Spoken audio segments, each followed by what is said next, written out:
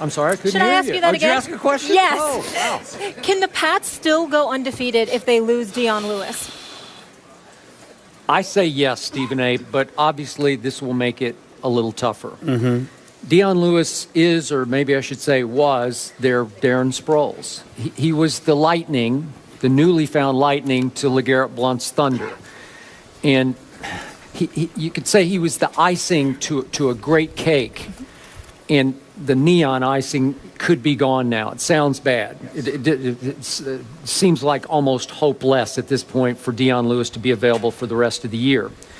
But the cake remains. And the cake just might be the greatest cake that's ever been baked, because the cake is Tom Brady. And some good cake. Yeah, some pretty good cake. And the point about Tom Brady is he is on a mission to deflate every opponent he faces. He's trying to take it out on the NFL that tried to take it out on him, that tried to frame him, in his view, for Deflategate. And he was special again yesterday. He's playing at a level I don't think any quarterback has ever known before. I'm not saying he's the greatest quarterback ever, because his resume is unfinished, but he's playing at a level I've never seen a quarterback play at. And he's doing that despite the fact that you realize his best offensive lineman, Nate Solder, is gone for the year. His second best offensive lineman, Sebastian Vollmer, knocked out yesterday with a head injury. We don't know how long he's going to be out. The third best offensive lineman, Marcus Cannon, didn't dress yesterday because he's still suffering with a foot injury.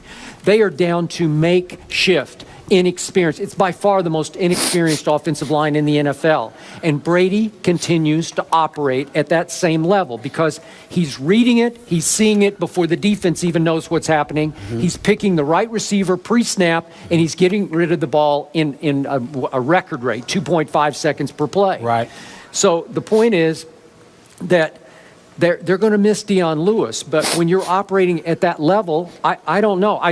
You've already picked Denver to win at Denver, right? Yes. Okay. I don't know how they're going to block Denver's pass rush, but every week I say, how can you block that pass rush? And they do. They blocked up the Redskins yesterday. And then let me throw in one last point about Tom Brady yesterday, just to show you just what a mission he's on. He finally threw his first his-fault interception of the whole year. That was his fault. He didn't see that linebacker. And the linebacker's running for a touchdown. It's going to be a pick six. And Tom Brady, I'm not saying this was smart, but I admired it. He goes and busts through the blocker and makes the tackle to stop a pick six. That's the mission that he's on this year. Again, was he risking injury and being knocked out for the year? Probably he was. But I admired it, just the way I admired how they dispatched the Redskins with ease yesterday. So is 16-0 or 19-0 still within reach? Absolutely. He didn't look like a dork there. No. And he didn't look like not a tough guy there, right? This subject annoys me. And the reason why it annoys me is because in the NFL, you're supposed to be required to play against an NFL team. And the Patriots didn't do that yesterday. The Redskins dropped 7 passes, 6 different receivers. It was the most drops by a Redskins team in the last 10 years and the most by any team in the last 7. It's called intimidation. Well, again, you could call it whatever you want, but if you're an NFL team, you ain't supposed to be that damn intimidated, okay? I mean, if you're going to be that way, why bother showing up? And the Redskins, they just stink right now. It's just that simple. Just call it what it is. It's a daggone shame they're in the nation's capital, for crying out loud. Here's the deal. When you look at Tom Brady, 9 for 9 on screen passes. Well, what do you want, a cookie? I mean, the man is a great quarterback. We know it. He's a 4-time Super Bowl champion. But to me, we've gotten to the point to see, my problem with you, Skip, is this. I understand what Bart Scott said. I understand what a couple of other people implied. But by and large, everybody recognizes Tom Brady as one of the greatest quarterbacks ever. It is now a discussion as to whether or not he will go down as the greatest quarterback to have ever played the game of football. You don't get that title because you started off 8-0 after a Super Bowl season. That means your body of work over the course of time has proven and validated your level of greatness. But because a couple of dudes came and insulted him, it's like, let's protest in the streets of America because how dare anybody question Tom Brady? Stop it. The man is great. Did he insult him? Did Bart Scott insult him? Yes, thank you. Yes, we both acknowledge that. But the point that I'm trying to make to you is that a defensive player would usually they would usually come at you. I remember Joey Porter playing for the Steelers, and he went off about Peyton Manning and how Peyton Manning engages in all the trickery and all of this other stuff, and then the Steelers went out and beat him in a playoff game, okay? But that didn't negate the fact that he was trying to highlight and call out Peyton Manning because Peyton Manning tries to beat you cerebrally. And when you're a defensive player, if you're a middle linebacker calling plays and calling schemes, you're going to react differently than somebody who's at the line of scrimmage and is just trying to get to the quarterback. You want one of those mano-a-mano kind of things, and when you don't get it, you get very, very frustrated. So a Bart Scott or somebody calling out Tom Brady, it wasn't surprising. It was insulting. It was insulting, especially towards Tom Brady. But it wasn't surprising because a lot of guys feel that way. All I'm trying to say is this. We sitting up here having this discussion after they played the Redskins. We sat up here and had a discussion about Tom Brady after they played the Jacksonville Jaguars. I mean, November 29th when they play against the Denver Broncos.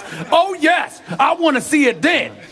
Because they will be coming. The question was, can they still go unbeaten without Deion Lewis? Well, you the one that went all over the place with your Brady stuff. Okay. I didn't do that. You did. The question wasn't, is Tom Brady the all-time greatest quarterback? But you went all over the place with Tom Brady. Well, you went all over. You did everything but bringing flowers. They still have Brady. You did everything but bringing flowers. I'm just saying enough of this. Enough of this. Tom Brady. Can they still go unbeaten without Deion Lewis? Well, Skip, why are we asking me that question? I said they weren't going unbeaten even with Deion Lewis was available. Okay. So why would I think they're not now? You still think why? that? What do you mean? Why would I not think that? I mean, it's not like Denver lost somebody. New England, I predicted, would lose to Denver November 29th in the Mile High City. You sticking with it? Hold on. When they had Deion Lewis. So why did you see Denver yesterday? I'm asking. You did not. No. To get back to what you were saying in light of New England losing Deion Lewis, not in light of how Denver looked. You asked me in light of how Denver's your team. I didn't pick Denver to win that game. But that's what I'm saying. We're talking about New England. Are you still standing by your pick? Why not? Of course I am. They lost yesterday. They looked exposed. So what? Andrew Luck took them apart. That's me. I believe that Denver will win on November 29th.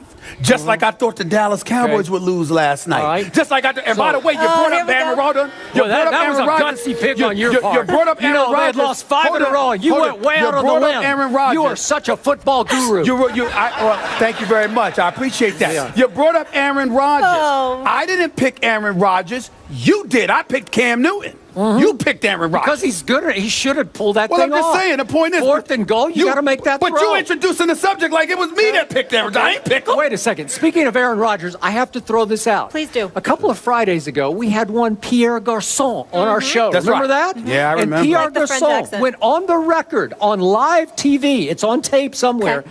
He said that Aaron Rodgers is clearly a better quarterback than Tom Brady. So what happened on the first throw of the game for the Redskins yesterday? It hit Pierre Garçon right in the hands, and karma happened. The K word. I knew it was coming. Ricochets up, and it gets intercepted. And they are off to the races with how many drops did they have? So I just want clarification. Karma. I just want clarification. Yes. So you're saying Yes. that because Pierre Garçon had the audacity, the unmitigated gall to sit up there and to say that there was somebody better than Tom Brady. Yes. Karma because he spoke against Tom Brady. Karma hit him right in the face. He spoke against Tom Brady. So I mean, you can't speak against Tom Brady and have good things come your way, right? That can't happen. It can't happen. Well, especially on first take. Was Garçon right about that? Would you still say that he was right about that? No, I would think that play had everything to do with Pierre Garçon dropping a pass along with the other 6 receivers than it did with, oh my Lord, he spoke against Mr. Tom Brady. I mean, just arrest the man. Arrest him now. Arrest him. How dare he speak against Tom Brady? Okay. I mean, it just can't happen. Okay, so you basically say the Redskins should be arrested for impersonating a football team yesterday? Yes. But if memory serves, am I right? Yes. Wait, those same Redskins, didn't they beat your Giants? Am I right about it? Or did they beat the Eagles? Wait, I think How are the Giants doing in the NFC East? I think I they're don't know, all right. but they yeah. lost to the Redskins. Oh, or did yeah. wait? The Eagles The lost. Cowboys to the Redskins. lost to everybody, so- Wait, didn't Kirk Cousins beat the Eagles with the last second? I mean, drive? Skip, I can't make up my mind with you, man. I mean, is Wow. it Brady or is it Romo? I mean, what's up? Wow, What's it's up? Brady all day. Really? Brady all day. You sure? Yes, sir. Okay. The Always has Patriots been. have now scored in 31 consecutive quarters. Absolutely incredible. Yeah, it is. All right. Yeah, it is. Up next, from Westover Air Reserve Base in Chicopee, Massachusetts, I'm very excited. We have a new segment.